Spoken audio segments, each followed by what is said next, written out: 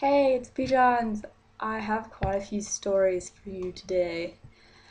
First, I just want to say that this was an interview with my mother and my father about Southern sayings and stories, specifically ones from their family. My father was the first to be interviewed here at home in the same room you see me in now.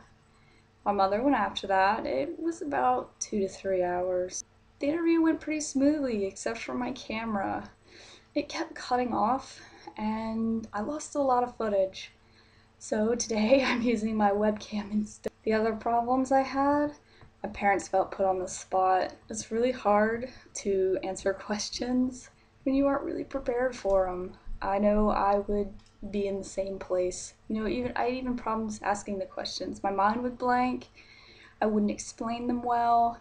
So it was hard for them to answer. So some of the answers I got really weren't on the topic I wanted.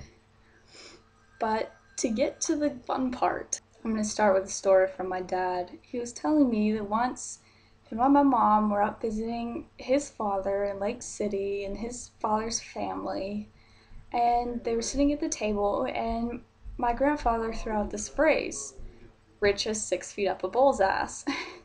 My mother thought it wasn't appropriate. But my grandfather was referring to how rich the food was, and the phrase was traditionally used for fertilizer that comes from barnyards, the animals poop it out. So, 6 feet up a bull's ass is pretty rich fertilizer. But he threw this out at dinner. My mom objected to it, and so he was like, "Pardon me, Rich has approximately 2 meters up a bovine's rectum."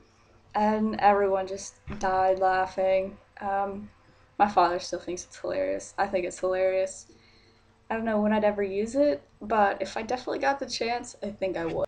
He also threw other phrases at me, like knee high to a grasshopper for somebody that's really, really short. Happy as a dead pig in the sunshine.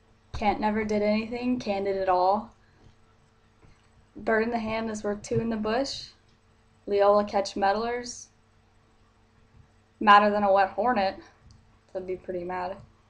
More nervous than a long-tailed cat in a room full of rocking chairs. And the last, gag a maggot off a gut wagon. That sounds disgusting, and it's referring to food that's disgusting. My mom had less phrases to tell me. She had more family stories she told me this one about her grandfather and how they had this lady, this little black lady that lived nearby, and in between their property and the lady's property, there was this stream ditch thing that had this log across it.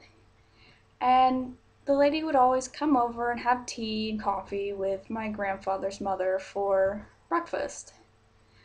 And one day there was this cat that always hung around my grandfather's house.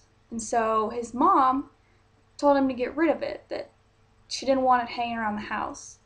So he got rid of it. And the next day, this lady, they hear her outside screaming. She's like, "Oh, oh, Miss England, Miss England. It's freaking me out, it's staring me." And after a lot of yelling, they went out there and found her, and she wouldn't cross the bridge because there was this cat sitting there staring at her. Well, the cat was frozen. Solid. It was dead. My mother's grandfather had misunderstood what his mother was telling him to do. She just meant scare it off. He thought she meant kill it. So after trying to drown it, the cat had crawled out of the stream and sat on this little log and froze to death overnight because it was winter. And it was just frozen there on the bridge, just dead, staring at this lady, and she was really, really freaked out by it. And I think I would be too, because I don't know, just a dead frozen cat staring at me is not a pleasant idea. But she had a lot of stories like that about our family and the strange things they've always